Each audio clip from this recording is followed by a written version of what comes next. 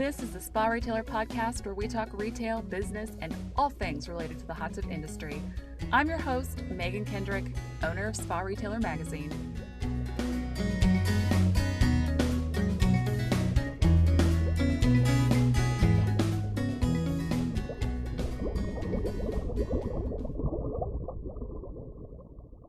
So today on the Spa Retailer Podcast, we have Ron Perkins, the owner of 7 Seas Pools and Spas. Thanks for joining us today, Ron.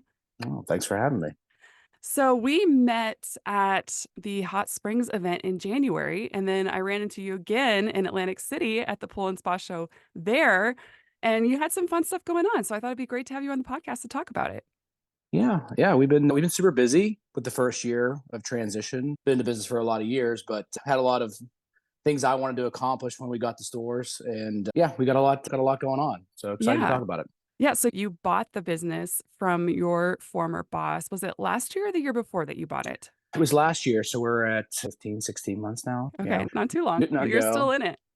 I'm still in it, still paying for it. But yeah, I mean, it's been a long-term plan. It happened actually sooner than what we anticipated. The buyout wasn't actually planned until actually the end of this year. Mm. And just because of, I think, COVID and everything that happened time-wise, it just felt like it was time to step away. So we accelerated the buyout and got through the process pretty quickly. So it was Okay. great. Interesting. All right. So before we get into all of those details, because I have lots of Sure. questions, how did you end up and you're in Pennsylvania, right? Correct. Yes, Okay. correct. Okay. Yeah, Well, we how have did you, five stores outside of Pittsburgh. okay. So So how did you get into the industry in the first place?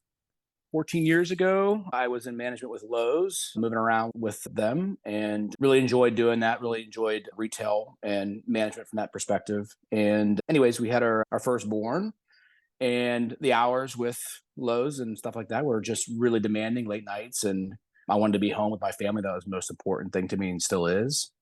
And so I decided to start looking. And Dan and Connie Carroll, the previous owners of Seven Seas, are related actually to my wife. They're cousins. So Okay. I got a call from Dan asking if I was interested in coming to work for them. And we talked on the phone briefly, looking. He's like, he was planning to expand us the location. And I just said, hey, I'm looking to slow down. I'm looking to move back home, but I don't really know if that's the right fit for me. I'm used to having a much bigger store. Hmm. And we just hung up and parted our ways. It was about 2 or 3 weeks later. He called me back and said, hey, I want you to come up and meet with me. I'm like, I have something I want to talk to you about. I'm like, okay. So I came up with my wife, and who is now obviously my partner as well in the business, Lindsay, and met with them. And they were just like, hey, we're looking for a plan to whenever we're going to retire, for someone to take over this business. And we're looking for someone to run this whole company. Would that be something that interests you? When I heard run the whole company and the ability to possibly buy out, it was exciting for us, and really wasn't a hard decision to make. I knew nothing, absolutely nothing about the pool and spa world. Yeah. What do you Some mean? days Lowe's sells pool chemicals? That's gonna teach uh, you something, right? yeah, we put them in the dirty aisle in the back. That way Uh-huh. we don't burn. That way we don't burn another building down. Right. Oh, yeah. So yeah, there's a whole training on why you keep chemicals outside. It's kind Yep. of funny, Yep. but yeah, it was unfortunate thing there. But anyways, we got together, talked about it, and decided to move back. And I got into the business, and basically the plan was first year I would be running the new store. And it was about 30 days into it that I called him up and said, listen, I want full control, and I'm going to take over and get this business in the right direction, because there was definitely things that we did really well in the construction side, and there was things on the retail side that were just, it wasn't Dan's. He was Yeah. definitely an amazing builder, amazing leader for the company, but he just wasn't the retail minded, the spa minded kind of guy. And Yeah. he knows it, he'll admit it right out loud. And so I knew there was things that had to be done, and he was willing and gracious enough to give me that control, and was put the foot down and let's go, and kind of history from there. Yeah. That's interesting. So, man, you must have had a pretty good relationship with him off the bat that you felt like you could say to, as a new employee, essentially, right? Hey, I'm going to take this over, and you can just step on back and let me do my thing. There had to have been some pretty Uh, well-established trust, maybe. it's funny. We probably met through the years. Me and my wife were only married a few years, and we Yeah. had met through different holidays, events, and we probably had maybe a dozen interactions together. I was a very cocky, arrogant 20-some-year-old kid. I have to say, because I didn't really care. Like, I think he saw it. I don't know if he just, I don't know. He saw something that made him Yeah. believe that I was going to be able to do it. I look back and say, God, I don't know if I had a 20-some-year-old kid walk up to me and tell me that today, if I would have necessarily listened to him. So you're sort of, like, slapped him upside the head. Yeah, I would have been like, "What are you talking about?" So I think back, and maybe that wasn't the right. It was just fate. It was what Yeah. would had to happen, and for whatever reason, he trusted me, and somehow I turned on the salesmanship I have and made him believe that was the right direction to go. So Yeah. yeah, I don't even Well, know I if it was mean, necessarily. I don't even know if it was necessarily that we knew each other that well. It was we. I don't know. We didn't really yeah. have that much interaction together. It was just he knew my history and knew that I was very aggressive in what I did. And like you said, I think smart business owners know where they're weak, right? And you know, even if you're not able to make the changes yourself, I feel like you usually have a sense of this is what's not working. And when someone comes to you and says, I can fix this and I know what to do and I will do it for you, I got to tell you, sometimes you're just like, yes, please do that for me because I know this isn't as good as it could be. So maybe it was that he just knew that it could be better and that he was, Yeah, willing to let anyone, maybe willing to let anyone take a shot at it. anybody. I was anybody. No, yeah, I agree. I agree. I think through a lot of owners that went through the recession through 2007, 8, 9, whenever that hit, a lot of people, even Dan included, talking to me about it, I ate a lot of humble pie, Yeah. and I didn't know what I didn't know, and we really had to pivot to survive through that for Mm. a lot of years. It was just like, hey, show up and we'll sell, and things are going to be great. And he made a lot of key investments into the business prior to the recession that also hurt him. He had just advanced his building. He had built a new Mm. superstore in 2006.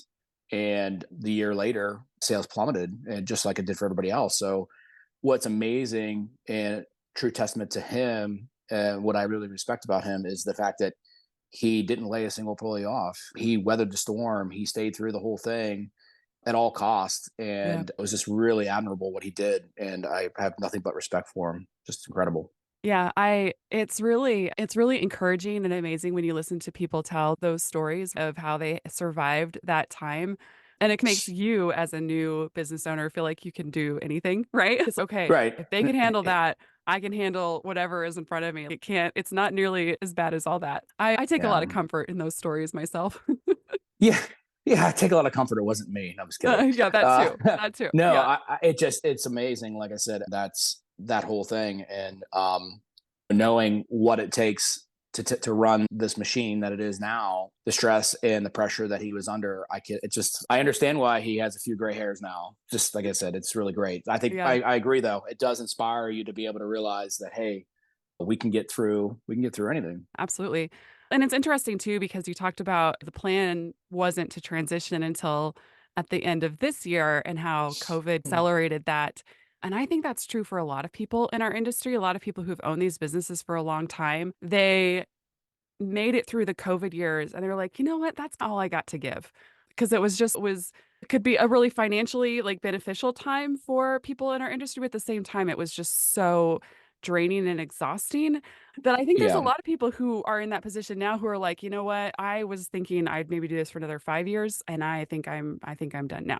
Yeah, and I think there's 2 sides of that. Yeah, that financially, the situation with COVID really drove sales, and they were able to make that retirement. I look and say Yeah. that's the icing on the cake. If you made it through 2008 and you were still in the business, they all lost so much money. I feel really good about them all making the money they made. I think that's great. I Yeah. think if you're going to put all the risk on the line and do all that, is to be able to at the end of your career to create that type of capital for yourself, and to be able to get out maybe sooner and go and enjoy life. And I think the perspective on life has changed too. We see it still in the industry. People are buying more home products that are able to enjoy at home because they don't Yeah. go on vacation quite as much. But they're like, I want to have that vacation in my backyard. It's a testament to our business. It changed the culture. It changed how we thought. But I also think people are now looking at like, when can I retire? And a lot of these business owners got to the point where they were able to do that earlier and go enjoy their fruits of their labor.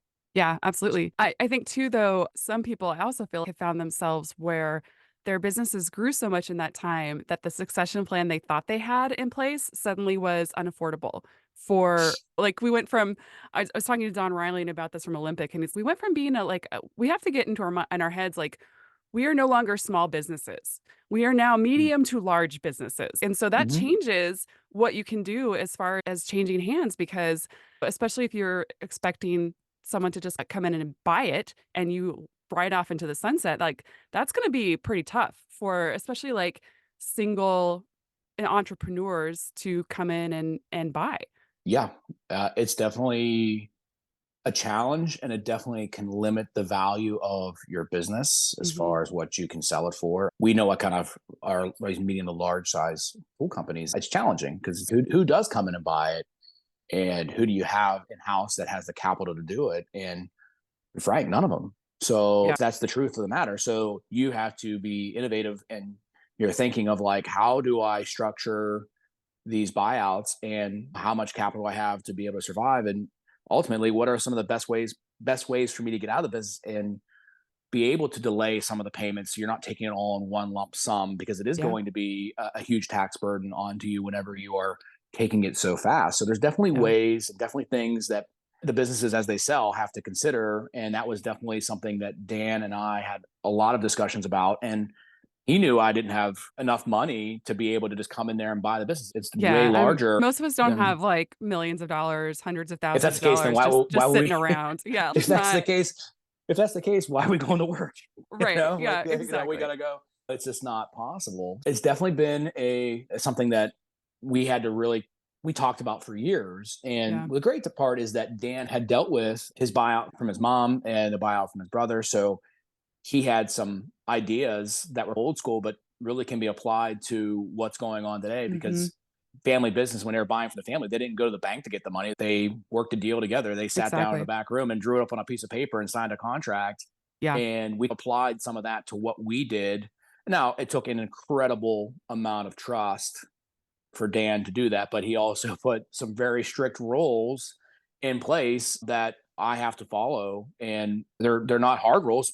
Pay my bill, pay on Yeah. time. But he's got some strict policies in place that are to protect him, and I have no problem with that because he made the buyout possible. He made what's happening for me possible, and I'm very grateful for that. It's hard too because it's you have to structure a deal that works for everybody, right? Like, a deal Right, that, like, not only sets the old owner up to be able to live their life the way that they deserve to, like you said, after hmm years of business ownership and taking that risk, but you also have to set it up so that the business can survive. Like right, you can't set it up so that there's that the debt service is so heavy that the business is struggling to make those payments. And it's very you gotta be really mindful of how you do it. And like you said, put those kind of policies and boundaries and structures in place so that everyone is protected in some way, that we're not all yeah. it's a Yeah, I mean, lot. that was one thing that Dan did when he put the payment structure together when we were going through it, is that he said, "This is what the business is doing, and this is what's left over after you pay all of your expenses and all of your bills." And he made Mhm. sure that there was profit left for me to enjoy the work that I'm doing. That way, I'm not just working for free Yeah. for the next 10 years while I'm paying it off, Yeah. and gave me an opportunity to have capital to be able to reinvest into the business and keep it growing. Like, he didn't want to Mhm. bankrupt the business with the buyout, which was really Yeah. smart, because he's looking at the long-term payout, that if the business goes bankrupt or doesn't succeed in the next 2 or 3 years, I either have to come back into the business when I don't want to, Yep. or I'm going to jeopardize my retirement. Yeah. And that's the drawback of doing a in-house structured deal, is that you have to make sure that you can get somebody in place that can run it successfully for years to come and help the business grow. Yeah. And that's the downside of it. But if you have the right person in house, you nurture somebody and get them into that position where they have the ability to be successful. It's not a riskful thing at that point. It's really, you've invested in yourself, you've invested into your retirement by making sure you have the proper structure in place. That way you can leave comfortably and you don't have to depend on them being able to go to a bank and do that. Yeah, should they go to the bank, Yeah. get some of it? If they can, great. Give you a lump sum. If they can't, because of certain things, it might be Yeah. because it's your own fault if you didn't make sure your business was profitable. If you take a bank statement to or a financial statement to the bank and the business wasn't profitable that you're trying to buy, I don't care how good that guy's Yeah. credit is, you're not going to get any money. Yeah, but yeah, There's we've been doing this whole succession planning series in the magazine and then webinars and all of that. And that's really the first thing everybody says is you can't sell your business if it's not profitable. You can't sell your Mhm. business if you don't have your books in order. Like you cannot go to a bank and you have to go to a bank and show them profitability and growth and that you've got your house in order. Otherwise, like, no one's going to give you any money for that.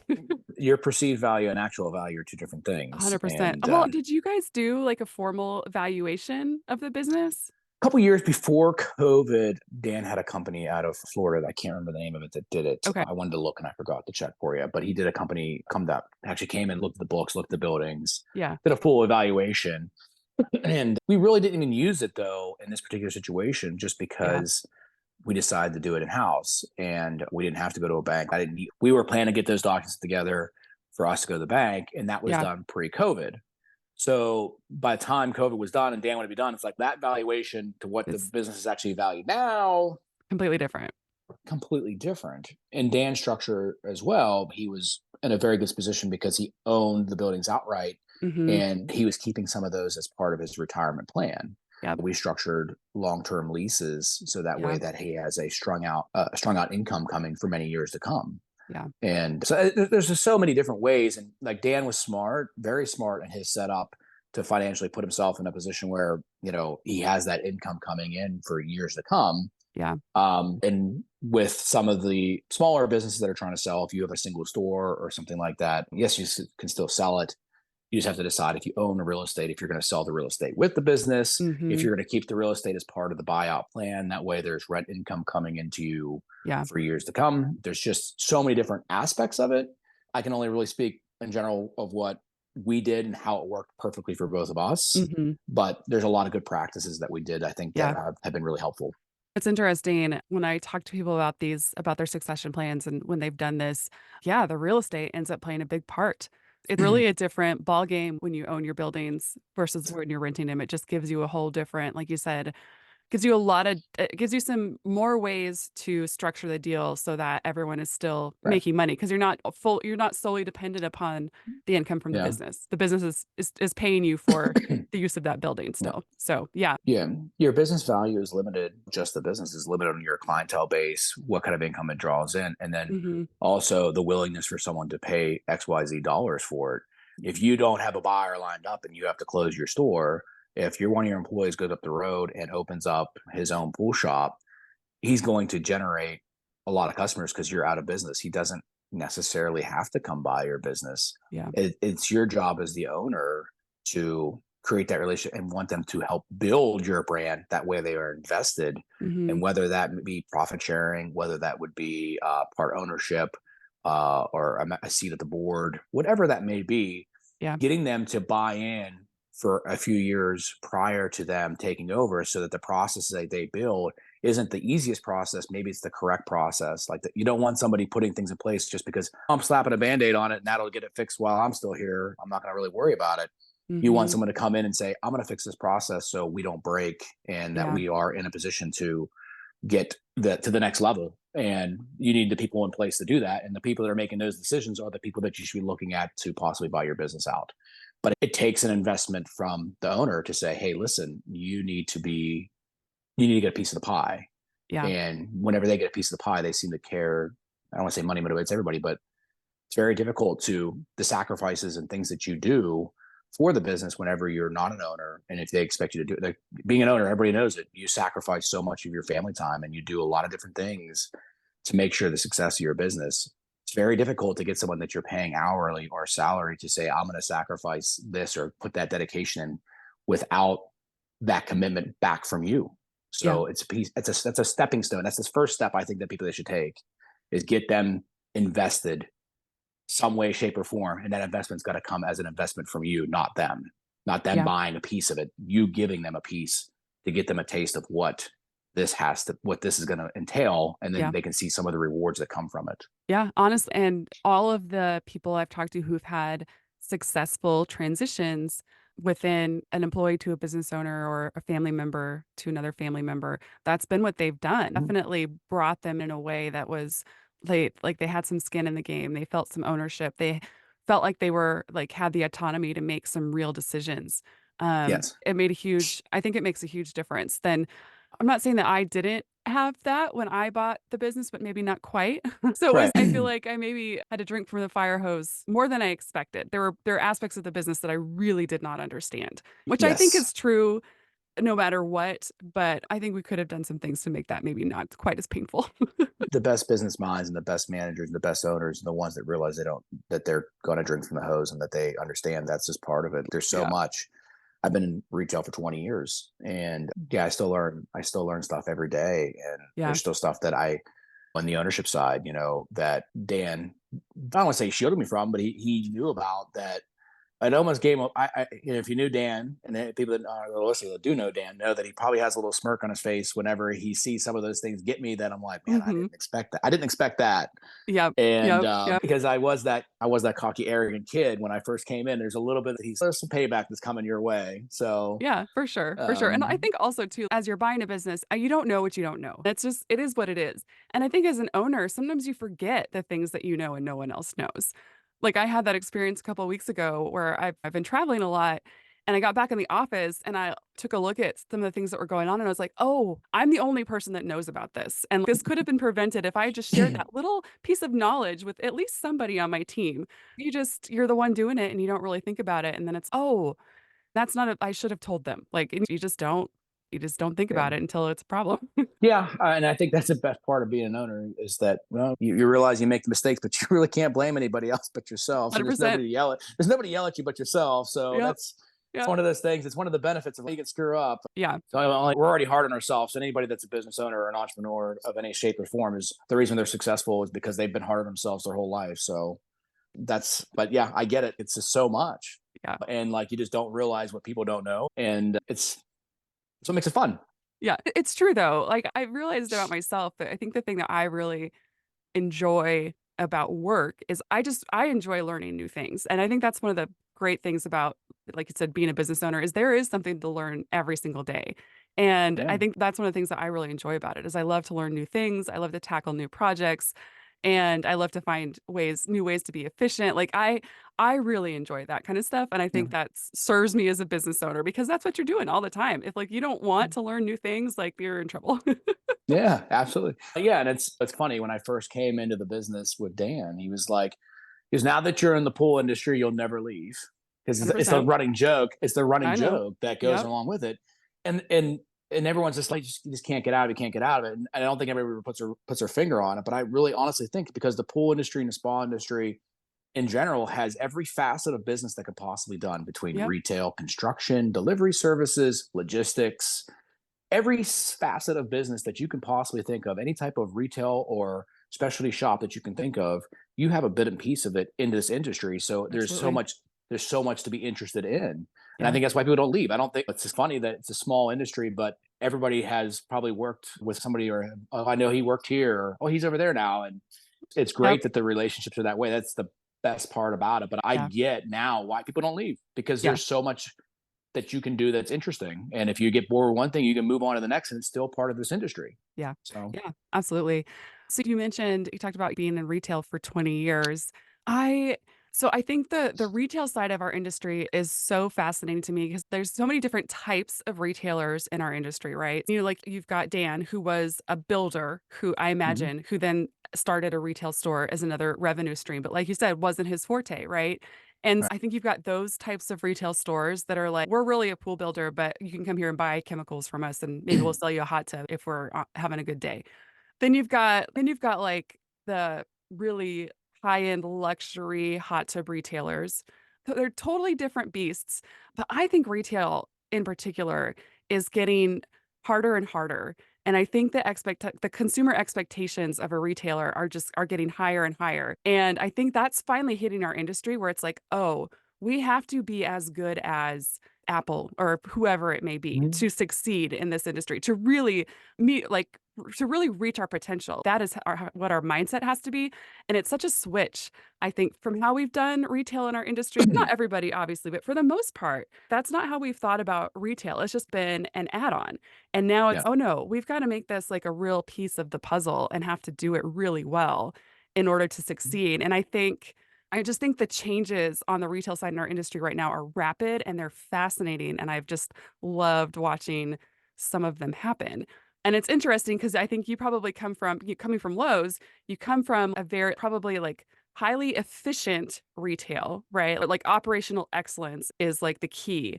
but not necessarily luxury, right? So it's I don't know, it's just it's very interesting. I'm really curious about your thoughts on how on all of that and taking that experience and bringing it to what like from your remodels, like you can tell you're trying to make a true luxury experience. Sure. And it's going from Lowe's. Like I came in basically taking the model of what Dan had, and there was some of that luxury factor that was there. And that really was, I think, in our industry, led by Watkins and a lot of what they were doing, Sure. Hot Springs and Caldera and all them that were really focusing on, hey, we need to separate ourselves. They were I give them full credit from what I can see in my years that they were the first ones that were really going after, hey, let's separate ourselves from our competitors by making a nicer store. Not that trend has not, that trend has definitely been passed on to every manufacturer and everyone's really focusing on it. And there's some amazing stores through different Brands. retail Yeah. sides, brands that are going. I love seeing that stuff. It's so inspiring and it's innovate. It helps me innovate and keep going. But from my perspective, like I came in operationally and tied into it, and I looked at what we were doing, and I'm like, oh, this is pretty cool. This is pretty cool. And when I started going around and meeting new people and networking with new people, it made me take a perspective look of like, all right, they have to choose. This is a destination shop. Mhm. This isn't the stack it high, let it fly retail background that I come from. And not that there's anything wrong with that mindset of type of retail. Mhm. That's just not what we are. Yeah. So it really forced me to look at internally, okay, what are we doing? How are we doing it? Now we got the processes fixed up. Now let's look at what we actually look like. And I had this habit that I used to do with Lowe's, and I started incorporating it here. Is I would literally, before I would start my shift or before I start working, I would walk in the store and I would walk every square foot of it, and I would just look at every nook and cranny and make sure that everything. If something doesn't look right, like I try to come in as a customer, not I'm coming to work, I'm coming as a customer. If I was Yeah. shopping here, what do I like? And I challenge my managers all the time to walk into your store, come into the front door, and just walk into the front door. And if you are coming in to shop, what do you think? What are the corners like? What does this look like? What do the signage look like? Does the Yeah. signage make sense to you? If you're reading it, does it make sense? Does every facet of it really tie in? Just because we think it's cool doesn't mean that they do. Yeah. But it's tough. And I even ask friends and stuff to, hey, stop in the store, just walk it for me. Just tell me what you think. And I do that all the time. And luckily I have some friends that will do it.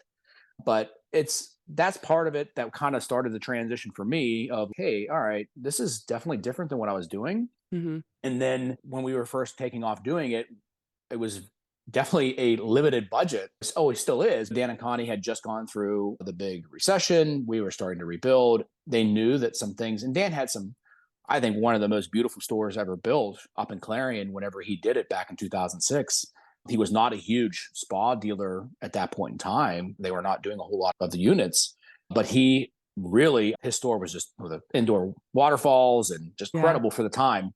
He had done an amazing job with that, but like we had opened some new locations and we were limited on budget to try to make them what they could be. And we definitely progressed as we went forward. And then Dan, as he was getting towards the end of his time, as far as working in the business, his interest in continue to invest into the store locations Uh, dwindled, which is sure. normal. Like he's like, I got a couple more years left. Me dropping $100,000 into a renovation doesn't Yeah. really. I It's not as don't exciting. He's not as excited to do that, yeah, well, I and don't blame rightfully him. so. I think that's pretty normal. And we came into it like I was things that I wanted to do.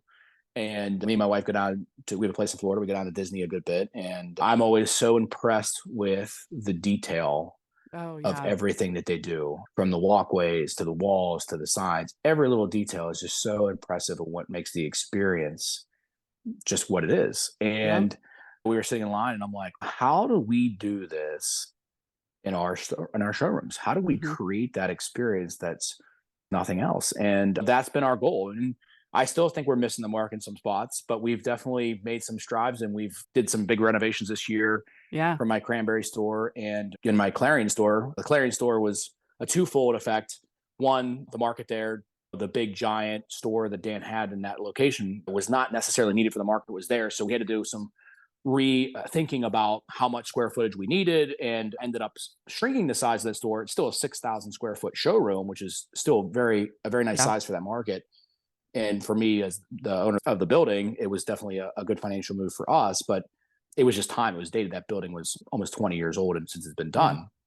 But we really just sat and had that conversation. And like I left, they always say vacations get you rejuvenated and ready to go. I left Yeah. vacation inspired and ready. Like it just like one of those things that kind of hit. And I'm like, all right, this is what we're going to do. Yeah. And I think my employees, when I told them what we were going to do in our showroom in Cranberry, like I was literally walking around, like it's going to be a wall here, and this is going to be here, and this is going to be here, and they're all looking at me like I'm crazy, which is always fun. And whenever we got it all drawn up and put together, it turned out really nice, really. Yeah. So So did you bring those ideas back and did you work with a designer or did you just take it and run with it yourself? I just ran with it myself. I've always been, I don't know, my wife always says that I always had a good eye for design and color and things like that. And I think Yeah. being in backyards, I think any guy or any builder that is in that side of things and you're looking at people's backyards, the best ones are the ones that can see it, visualize it. What's the grade going to look like? Right. It's the same thing as far as doing interior designing.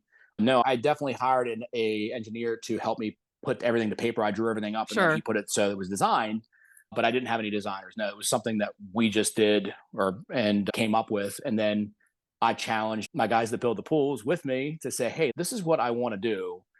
Let's brainstorm how we're going to make the fake side of a house inside a room. How are we going to create an outdoor scene inside the building? How are we going to make the house look whenever we're inside a building? And the challenging part was our entire showroom is surrounded by windows. So how do we Yeah. make a dark room where we're going to have the ability to make this? So we ended up doing something in the center of our room, and then we built the fake siding of a house where we actually had a door, backlit windows, everything that we could think of. We put fake turf grass in, and we were able to do a star ceiling, which was I got that actually idea from another dealership from Hot Springs. I'm sorry, I'm drawing the blank on their name, Yeah. but they're very innovative guys out of Indiana. Indiana. Yeah, yeah, yeah. Yeah, the Really good. Michaels. Back Yeah, yeah, great Backyard Leisure. guys.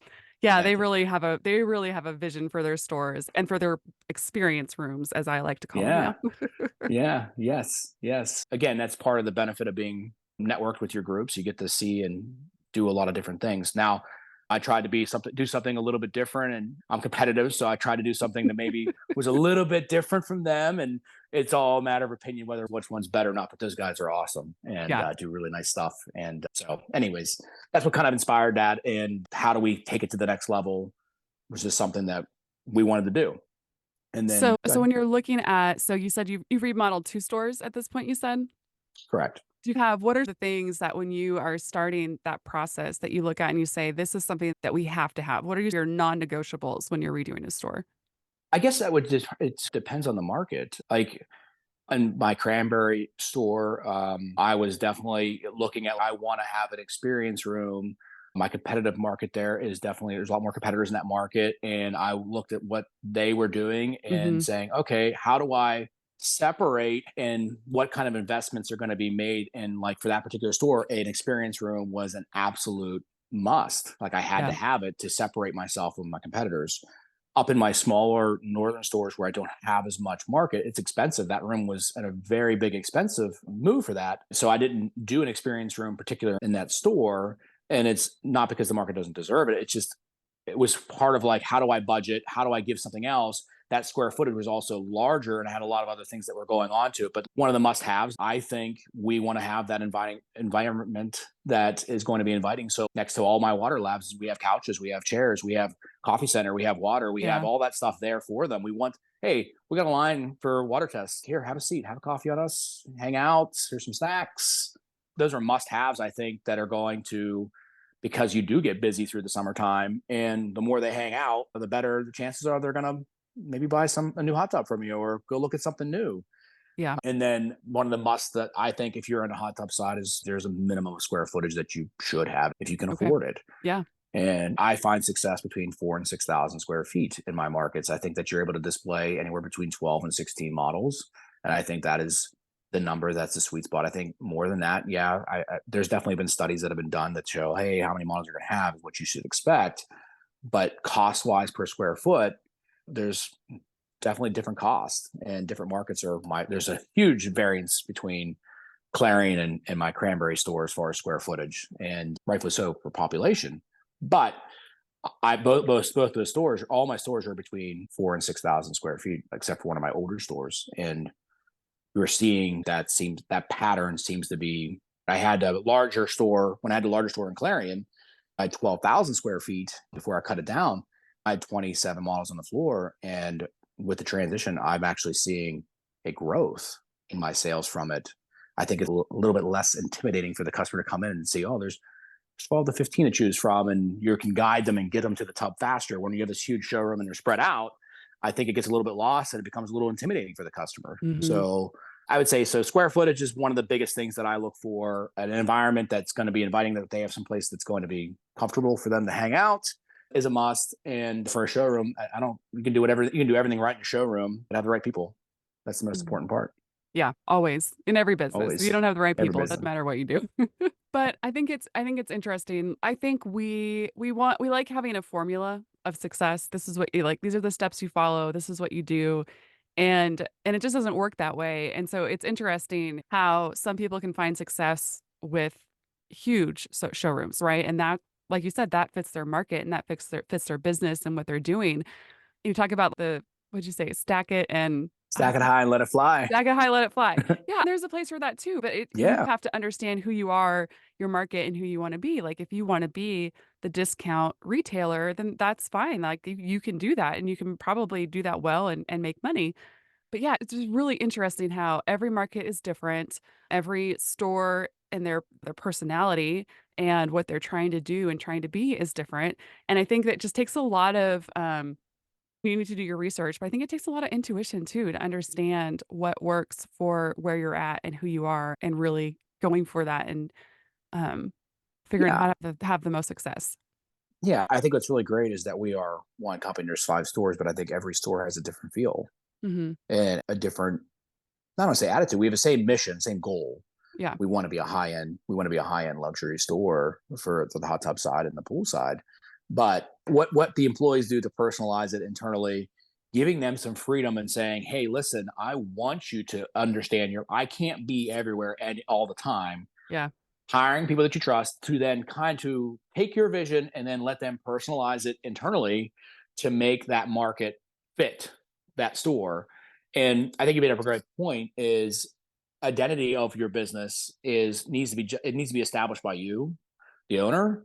If you are going to be a high-end luxury store, then you have to be committed to that investment and committed to doing that to your showrooms and continue that standard of, I'm going to make sure that my stores are spotless. I'm going to make sure that if the floor is scuffed up and needs redone, it's done. You can't let those things slide over time. Like, you have to maintain that.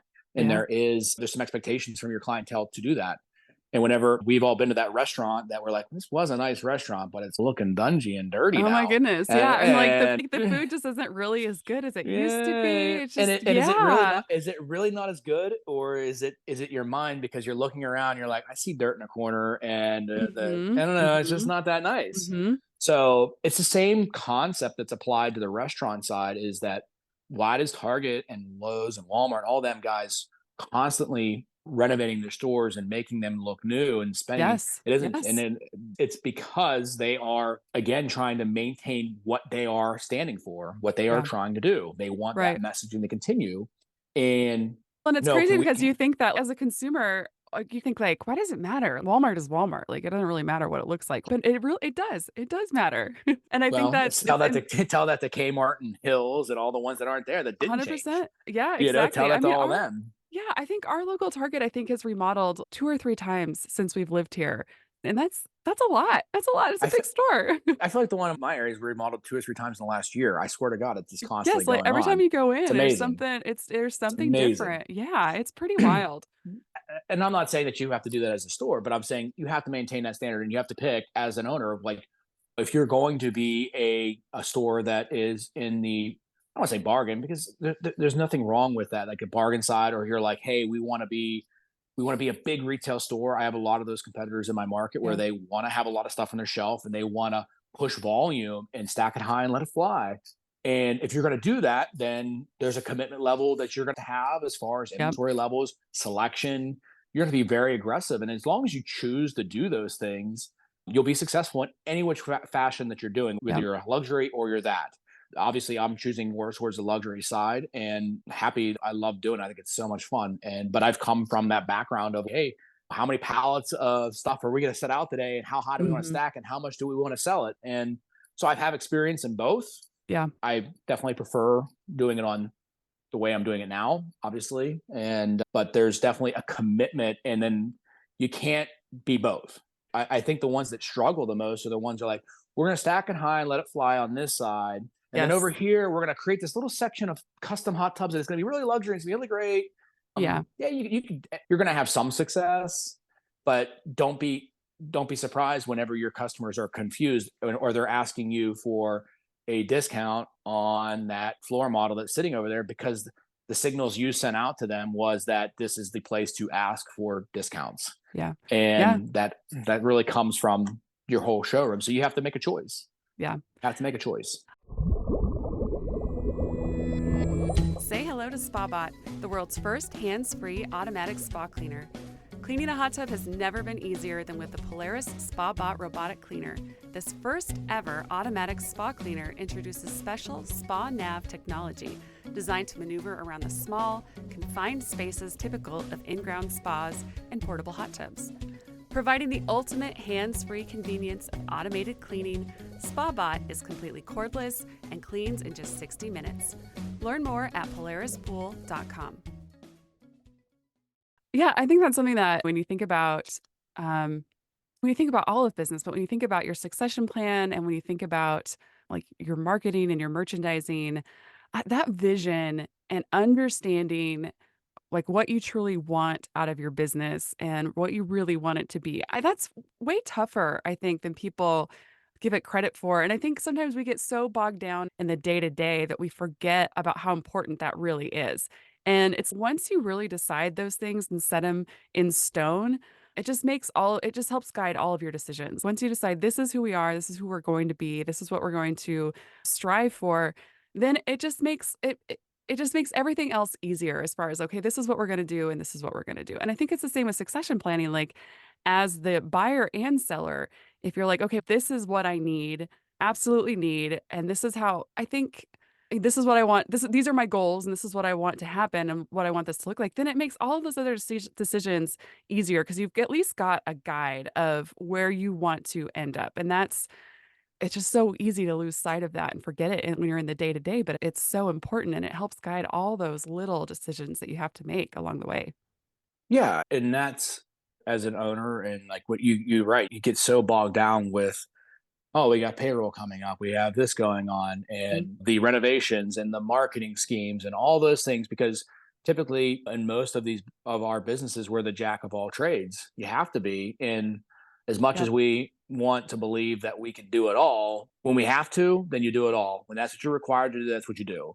Yep. If you don't have to and you're still doing it all, then that's when you're failing yourself and you're failing your business. If you can make choices of, okay, what, and I think you have to prioritize of, what am I the least good at? That's the first thing that I'm going to hire out. That's the first Yep. thing that I'm going to say, I'm not an expert at this. I need to hire this out and make sure I invest in that properly, because that's going to make my business stronger. It's a lot of that, putting that self pride.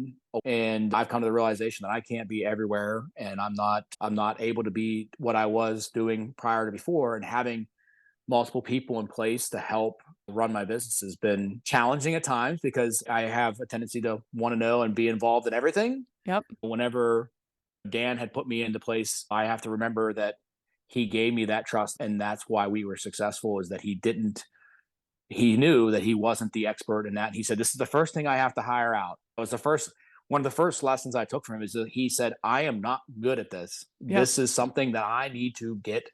And not that if he couldn't be good at it if that was all he did, but he knew that Yeah. he was pulled too many directions. Yeah. And so that was the first thing he did. So I have to trust those people, and those people that you start trusting, that you start hiring in to take on those pieces of the important puzzle that you had to let go of. Those are the people that you should be looking at as part of your succession plan. Yeah. And in my particular situation, it was just me, and then my wife was part of the business with us. I'm not saying that you have to be just an individual buying. It could be multiple individuals that are buying, or multiple employees that are Right. buying it.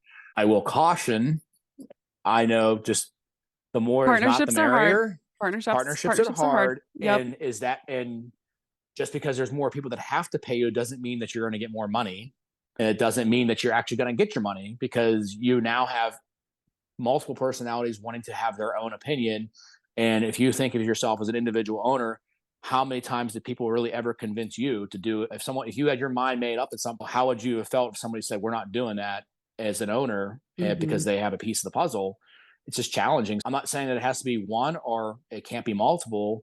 There's just risk that go both directions. But those are the people that you should be looking at saying, all right, I've trusted this person to take a piece of my puzzle that off my plate that is super important to me. And those are the ones I'm trusting. And then building and working that relationship.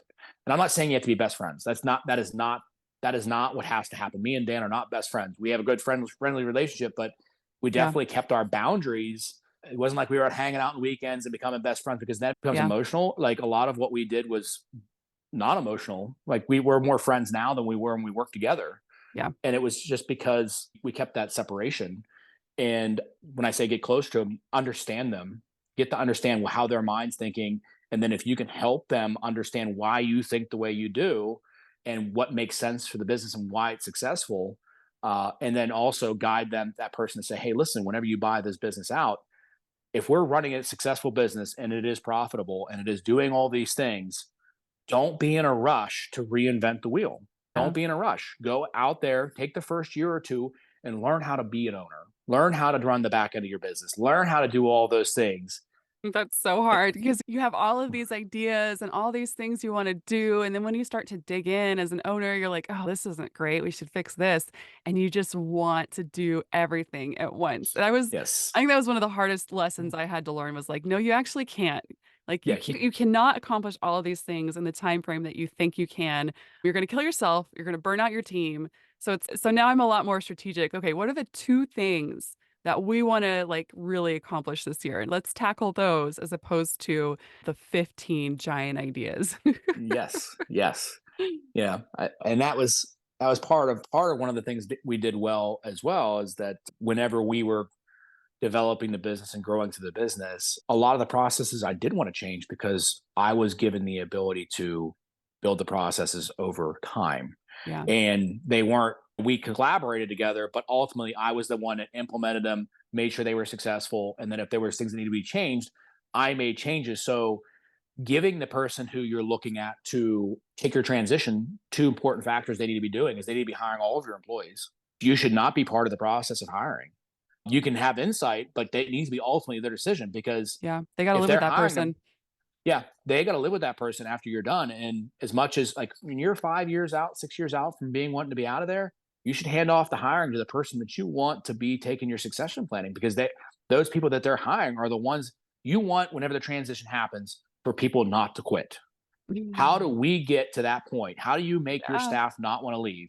And if you hired all of them and you developed a relationship with them, not only are they understand what you want, but they almost excited for you. Like they're looking forward to it. yeah. They want to be part of the next generation of what's happening. And whenever there's employees that were hired by previous owner and you take over, all you hear is this: the old guy they did it this way and they did it this way. Yeah, I was It's promised challenging. or I was I promised oh this, or I was promised that, and yeah, they bring there's definitely some added baggage there. You can't avoid some of it. There's gonna be people no, you there's wanna gonna keep be some people people. who've been there for 20 years, right? No, Yeah, I that's mean, you gotta I get buy-in. no, some of my best employees, my manager that works for me, she's my trainer, Kim. She's phenomenal. She's doing this. She'll kill me for saying it, but for 30 years. Yeah, And I remember when I came into the business, she hated my guts. She hated my guts, and nice. she'll admit it. And I came into her store, and she had been doing it this way for so long, and I gutted her store out, and all I got was evil eyes every time I went up there. Sure. And she just, I can't, who does this guy think he is? Mhm. And at that point, she'd been in the business for 15, 16 years. Yeah. And like, I've been there like 3 weeks. And Dan, it was almost like something that I think Dan thought of. He's like, all right, we're going to rock the boat. We're going to send him into this store and we're going to have him absolutely kick the beehive and see how he comes Mhm. out. And so, anyways, we have the closest best friend. She's just awesome. I can't say Yeah. enough about it. She is so rock solid, and everything that she does for the business is just incredible. Yeah. And now she's doing the business 30 years, and I'm actually thinking about keep working for a while. I like being here. It's fun. It's exciting. And her and Dan were incredible friends. So it Yeah. can be done. And can't. I think too, I think there's 2 ways that happens, right? There's the people who, the pushback because they are comfortable and they don't wanna change, and there's people who give you the pushback because they truly care. And Right. so, I think if you've got the people who actually really truly care, like, you can get those people on board because once Mhm. they see your vision, they'll be in with you Excellent. because they want that success. But you've got those people who are like, "Yeah, I don't want to change. I'm comfortable in what I'm doing, and I don't really care about growing or improving." And so I think there's those 2. I think you get pushed back in 2 ways, and you gotta figure out which one you're getting. Yeah, that's an excellent point to how to look at it. Is just is they are they pushing back because they don't want to change and they're lazy, Mhm. or are they that I don't want to learn anything new, or are they pushing back because they truly believe what they're doing it was in the best interest of the business and they can't see what you're trying to accomplish. Yeah. And if they are sitting there saying this is why, step back and look at why are they thinking that way. Maybe you're wrong.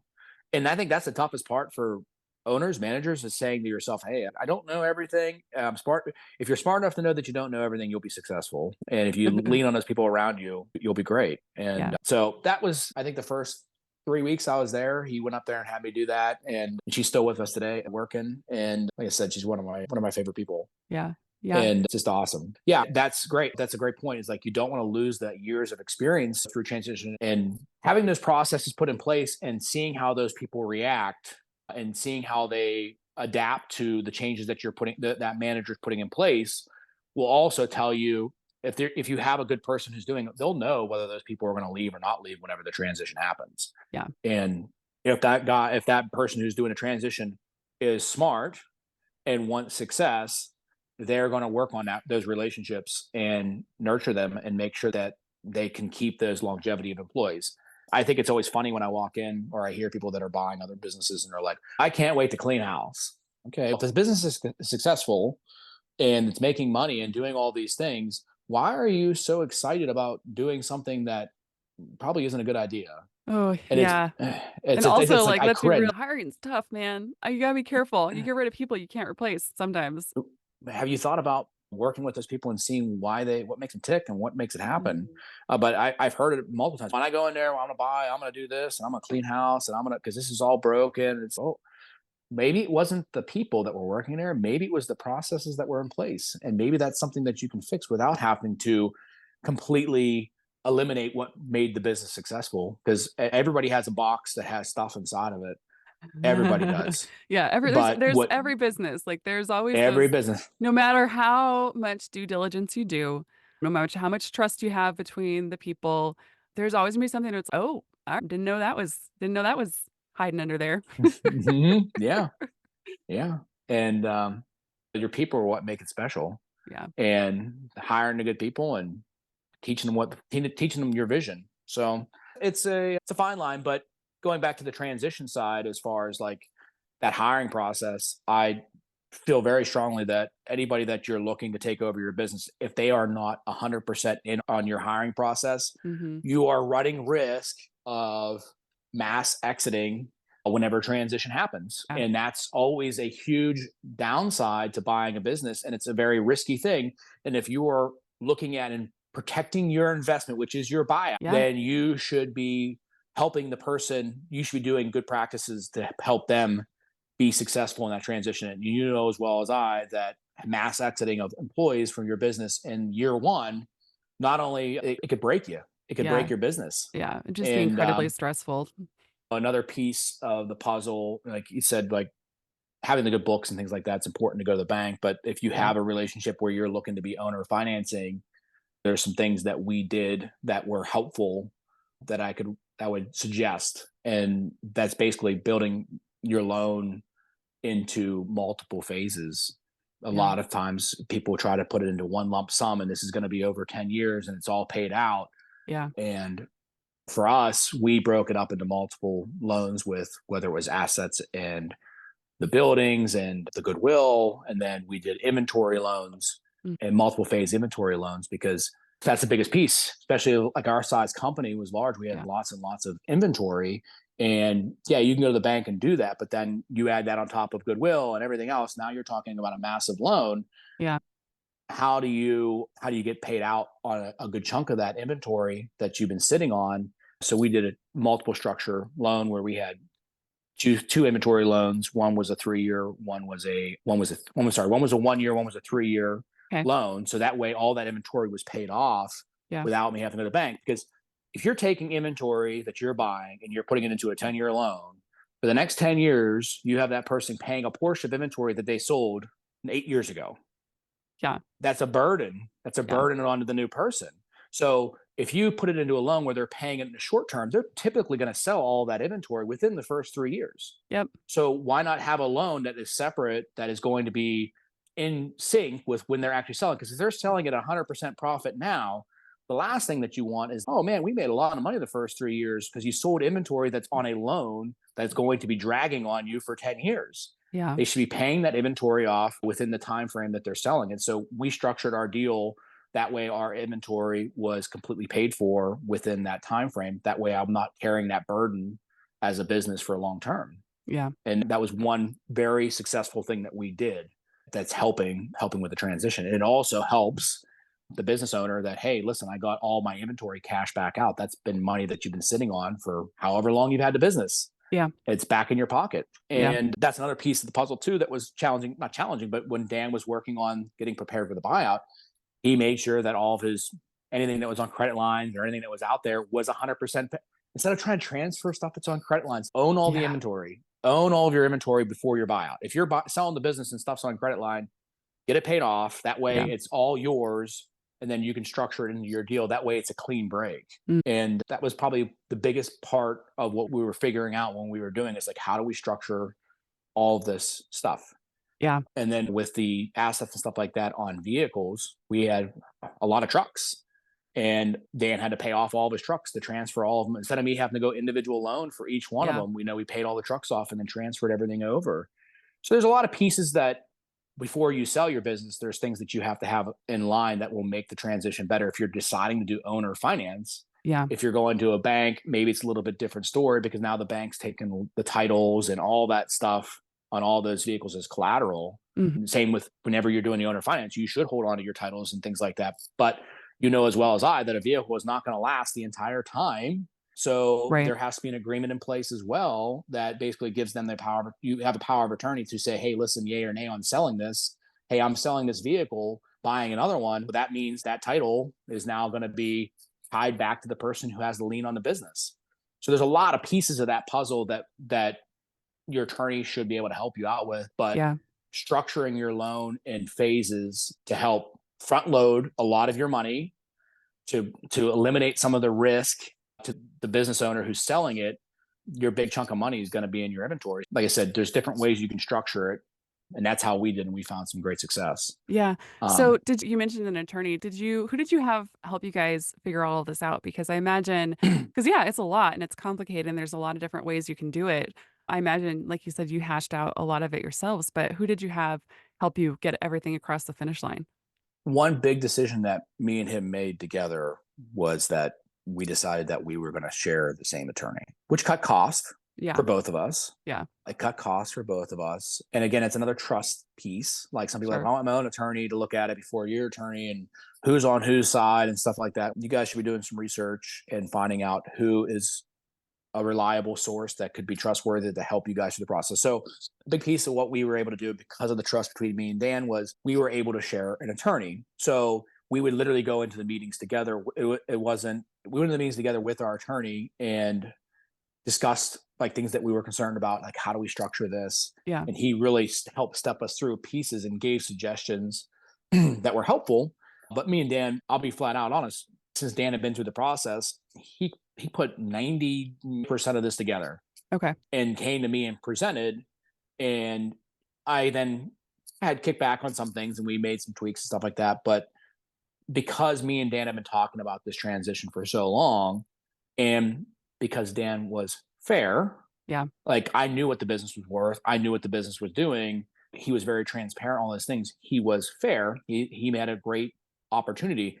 It's when greed and control Yeah. get involved, and it's hard to look at yourself in the mirror and say that's what's happening, but it's easy to happen because it's not because you're greedy, it's because you're so invested Yeah. I and think, you've got so much heart, soul, yeah. blood, sweat that you want to believe that your business is worth this much. Yes. No, I think that's absolutely true. I think that's why it's good to have an outsider sometimes step in is because you cannot be Can't objective blinders when you're on. yeah, you can't be objective when you're looking at your business because you take so much pride in what you've built and yeah, all of that effort and blood, sweat, and tears, like you said. So yeah, Yeah, it's good to have that. It's good to have the outside person. I think it's a rare business owner who can really look at their business objectively. And like you said, just look at it and say, okay, this is what it's actually worth on the market, like for someone to right. buy, not what I feel like I deserve to get out of it. Yeah, it ain't about what you deserve, it's about what it's actually worth, and like Yeah. I said,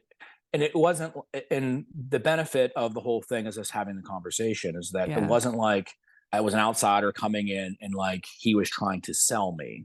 Sure. That's a whole different scenario. If you're trying to sell your business, get the max amount of it, you're thinking you're trying to sell it and cash out, that's a whole other different type of approach that you're gonna take.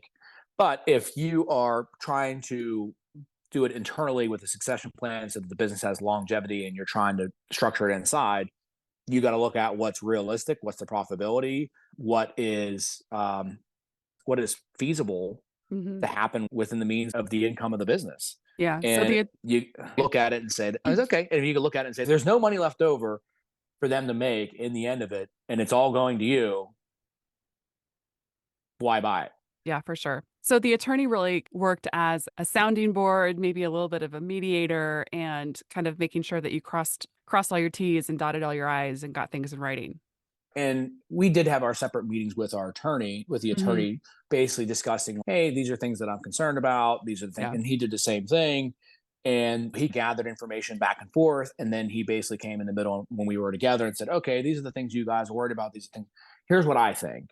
And it really, he told us when it was all done, he goes, this might have been the smoothest transition I've ever had as far as a buyout. I have the picture of the day when we were signing papers, and literally it was a conference table. It was enormous, and there's stacks and stacks of papers, and it took us hours to go through everything Uh-huh. and sign everything. And but Terry, the attorney, was just, he was like, it was because of the understanding of the business that we were able to come to terms Yeah. faster.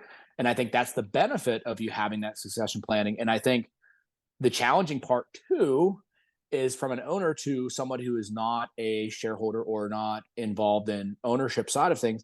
We don't want to share. We don't want to tell people what we're making Nope. sometimes. Nope. We don't want our employees to know Nope. what's going on because, man, they might actually ask for more money or Right. whatever. Who knows? Or Yep. they might think that we're making too much money, or every time we buy a new toy or we do anything like that, there's benefits to coming being a business owner, and you do make some money, but you Mhm. also are the one sweating it for payroll that's coming, and you're the one who's taking all those risks.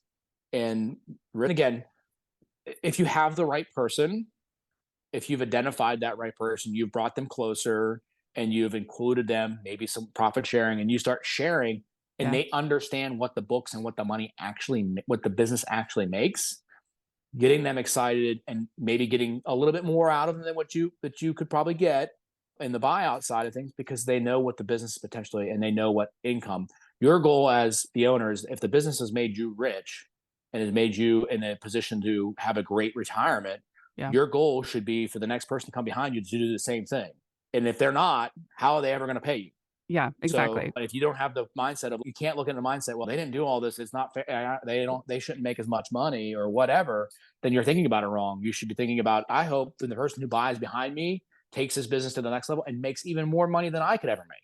Yeah. Like if you want progression, you want succession, and you really want your business to thrive for years and decades to come, you should be looking at the next person saying, I want them to make more money, two, three, I don't care how much more. I want to make more money. I've made the money that I wanted to make. The next person should be able to make more if we're doing this properly. Hmm. And sometimes the mindset doesn't necessarily follow that suit. And I think that's why sometimes a breakdown in communication or breakdown in buyouts happen. Yeah, for sure. So what's next for you? What's on the drawing board for you guys going? There's definitely some things we've been working on, definitely some extra locations and some new products that we're hoping to maybe take nationally for different spa side of things. Okay. But I'm still in the works with the attorneys on it, so I Yeah. can't really talk too much about it, but it will be in the spa side. It'll be pretty exciting. So really cool stuff. Yeah, that is exciting. All right, well, keep us in the loop on that. Yeah. Um, All right, so let's do the spa retailer 5, and then I'll let you get back to your busy Friday. Okay. So, what was your first spa sale? Do you remember what it was and who you Oh sold it to? yeah. Yeah.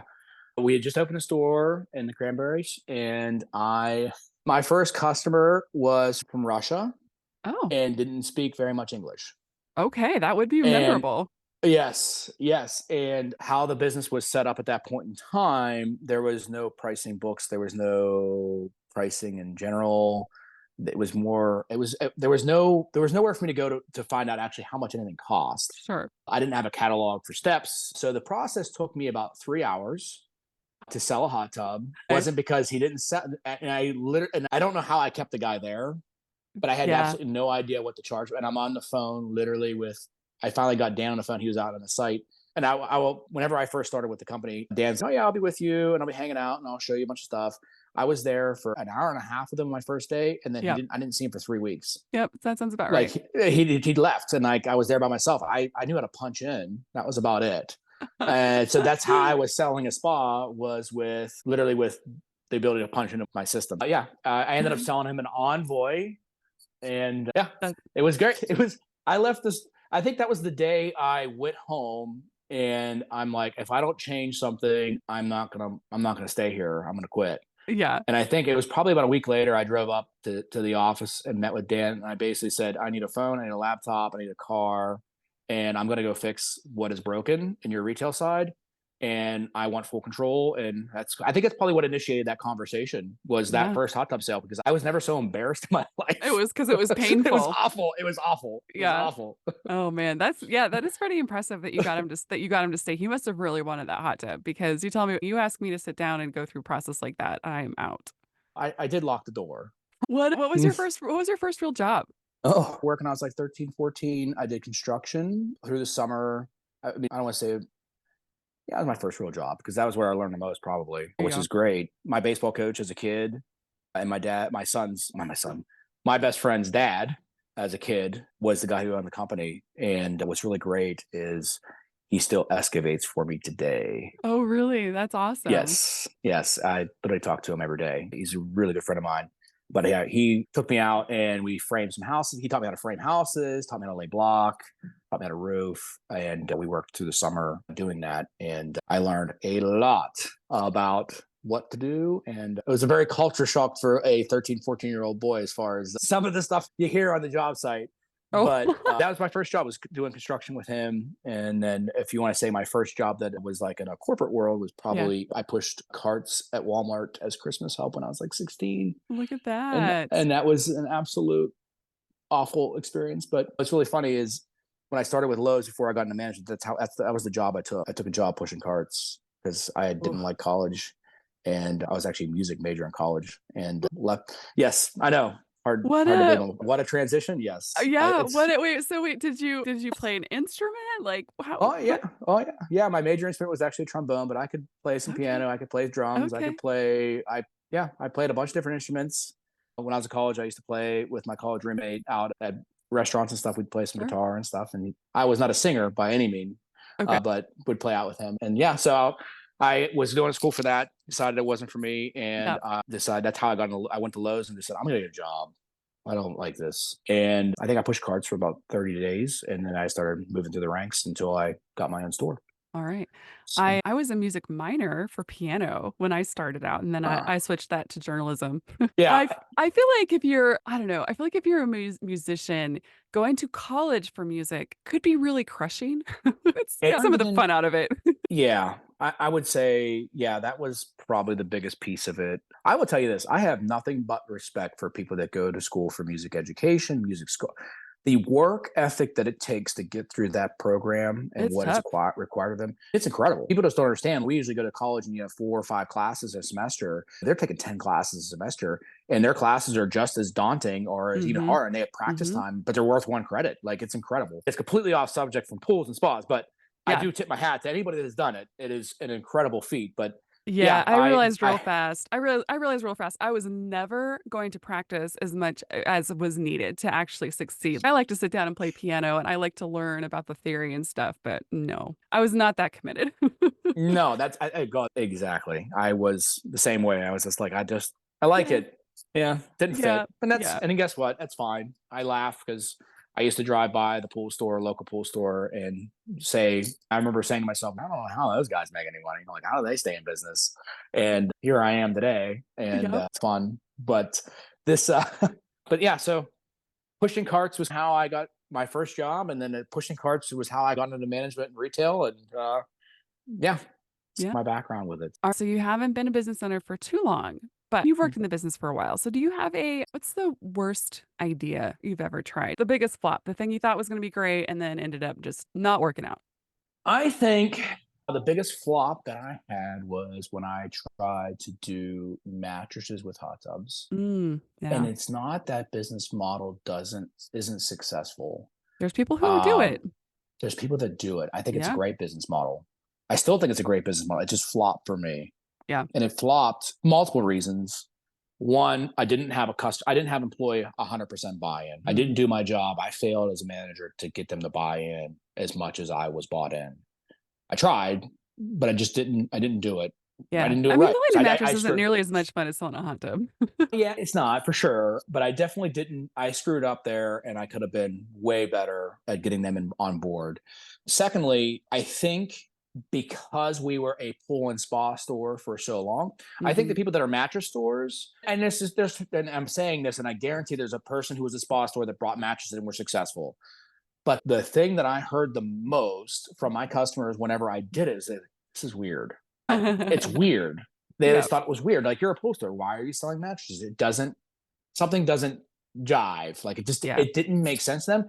But I think it's a complete opposite when you're a mattress store and you add spas. For some reason, customers don't.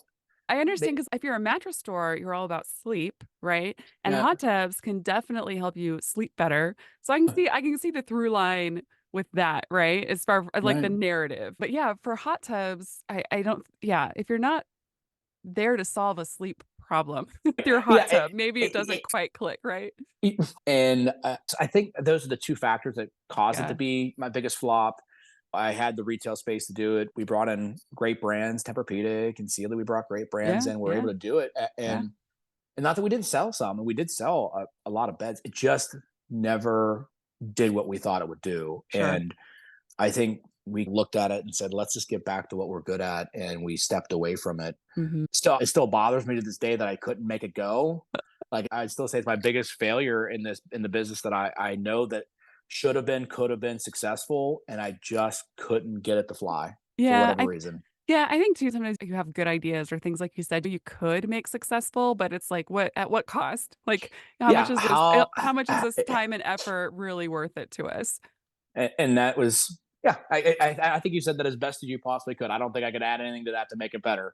It's just you have to pick and choose whenever you get to that point. And Yeah. I still, like I said, people. It's funny to this day that people walk in sometimes. Oh, what happened to the I'm coming in for a mattress now, and I'm like, it's been gone Well, for 4 or 5 years. I don't know. I don't know where you've been.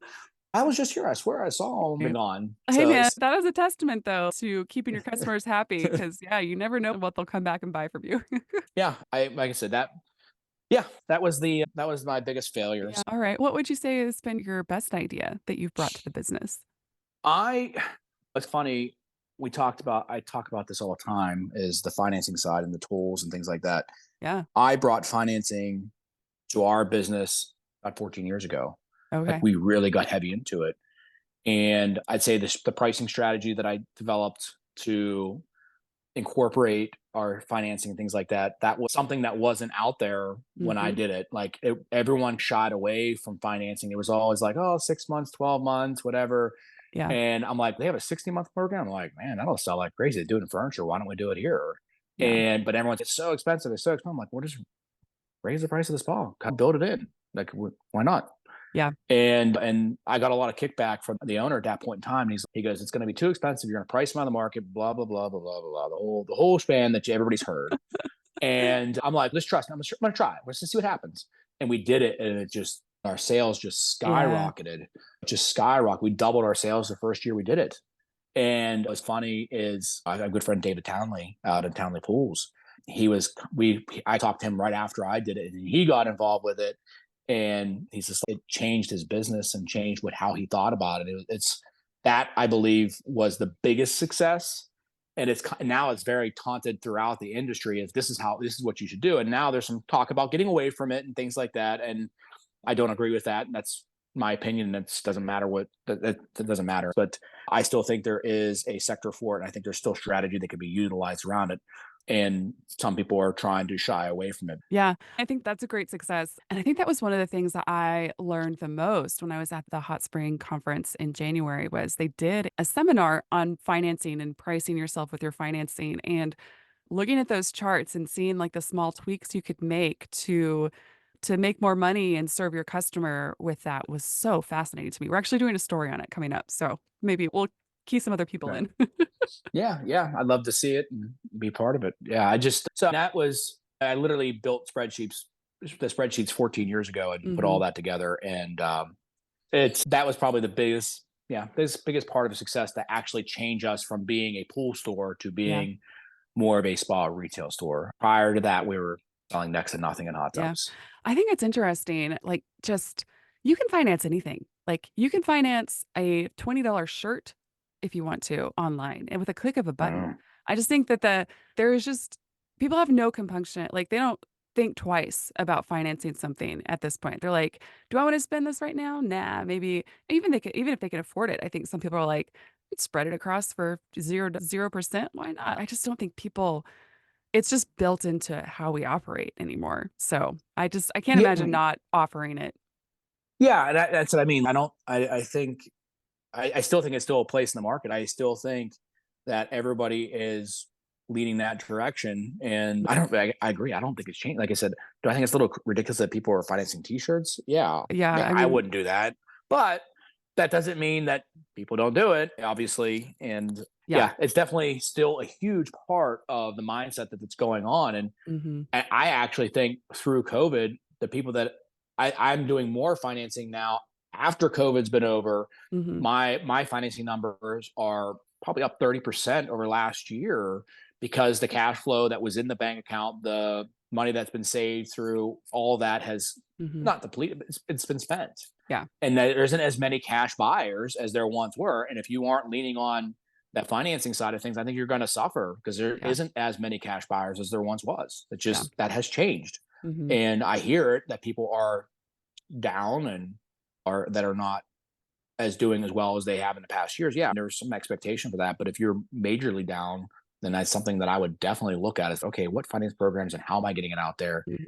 And what programs am I going with to help generate that business that doesn't have the cash flow? Yeah. Yeah, it's interesting. We talk about this on the pool side of the business, but not so much on the hot tub side. On the pool side, what you've been hearing out in the marketplace is like the high end stuff is fine, right? Because the people who have that kind of money to build a 200, $300,000 pool, like they're fine, right? It's Yeah. the volume builders who are really suffering because those are the people who aren't buying and building pools right now. But we haven't really talked about it on the hot tub side, but I'm guessing it's probably the same, right? It's not that people don't still want hot tubs. It's just that the people who can't come in and pay cash, they need that vehicle that makes sense for them to be able to get it. And go into their credit before they go to a credit union pool for Mhm. very low. That option's really gone now. With the rates have Yep. gone so high, people don't want to do that. Yeah. So the zero interest is definitely appealing to them. Oh, Um, 100%. Yeah. so appealing. And Yeah. when people were shying away from it, I actually went out and harder. I went from 60 months to 72 months, and yeah, it's expensive, but if you price strategy properly, Yeah, you can you can make the still make same amount money. of money. You can still make the same amount of money, better than making no money with no sale. Yeah. That's definitely a plus.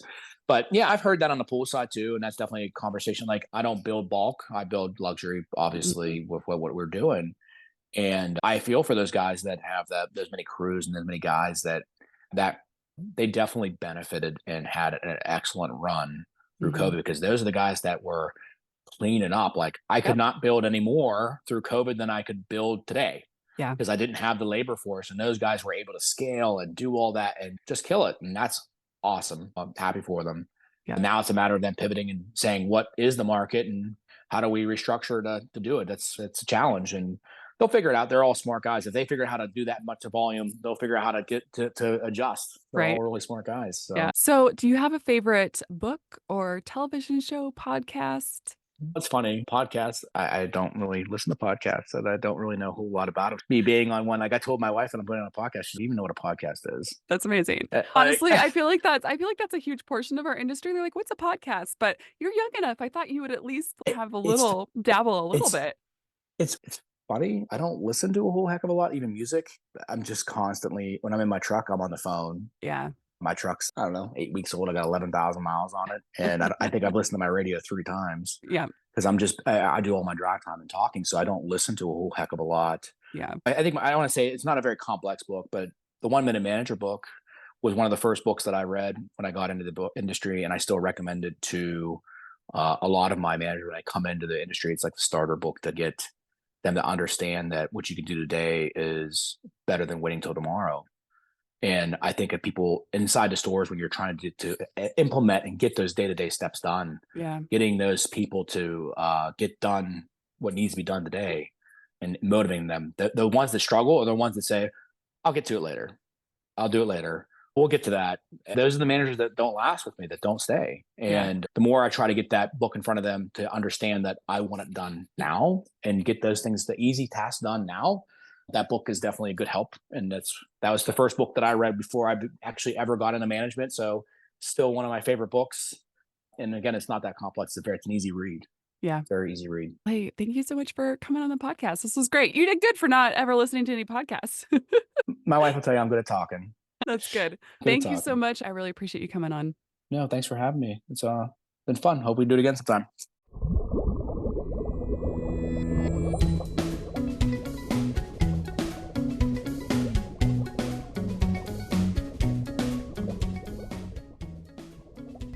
The Spa Retailer Podcast is a production of Spa Retailer Magazine.